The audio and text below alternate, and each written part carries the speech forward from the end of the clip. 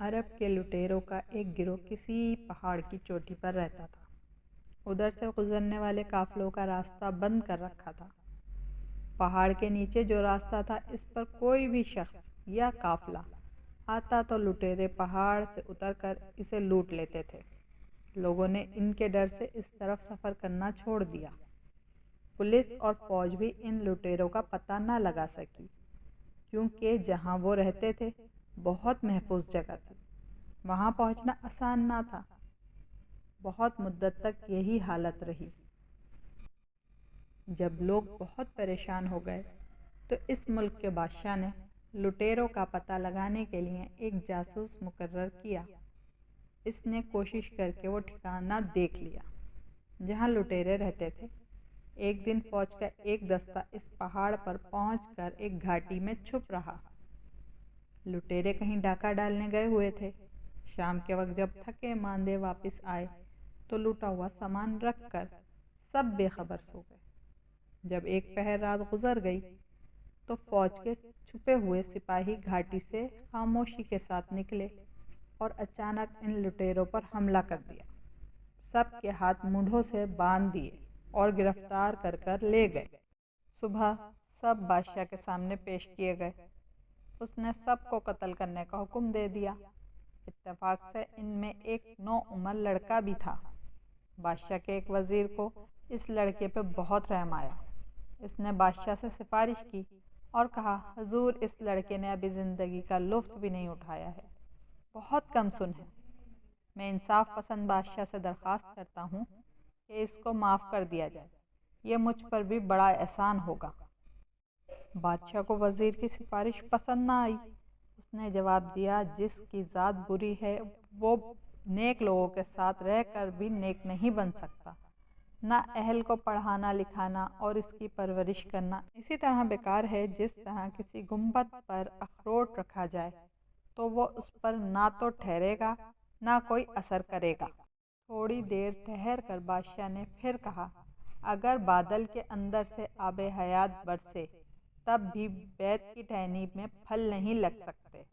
کسی کمینے کے ساتھ اپنی زندگی کا قیمتی وقت خراب نہ کرو، اس سے تم کو کوئی فائدہ نہ ہوگا۔ دیکھو، چٹائی بنانے والے نرکل سے شکر نہیں بن سکتی۔ وزیر نے بادشاہ کا جواب سنا اور چاروں ناچار پسند کیا، لیکن پھر نہایت ادب سے عرض کیا کہ حضور، جو کچھ فرمایا بالکل درست ہے۔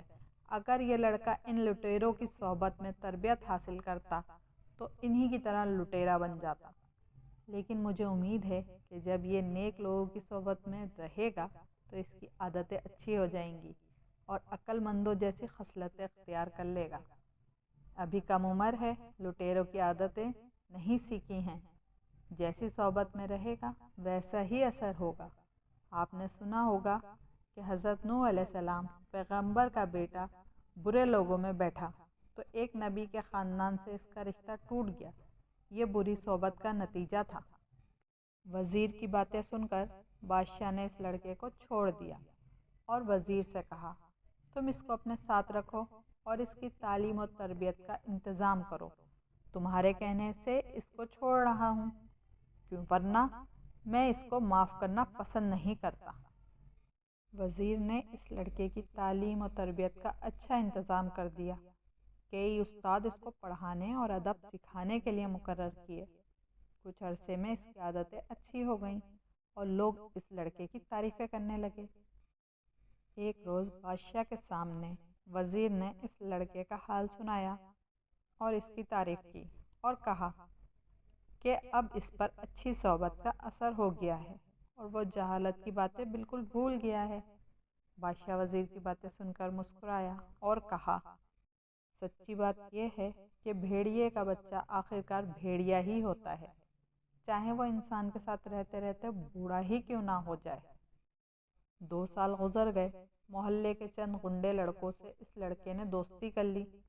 ایک دن اس نے اپنے ساتھی بدمعاش لڑکوں کی مدد سے اپنے مہربان وزیر کو قتل کر دیا اور اس کے دونوں لڑکوں کو بھی مار ڈالا اور سارا مال و اسباب لے کر اسی پہاڑ کی چوٹی پر چلا گیا جہاں اس کا ڈاکو باپ رہا کرتا تھا۔ اس نے بھی لوٹ مار کا سلسلہ شروع کر دیا۔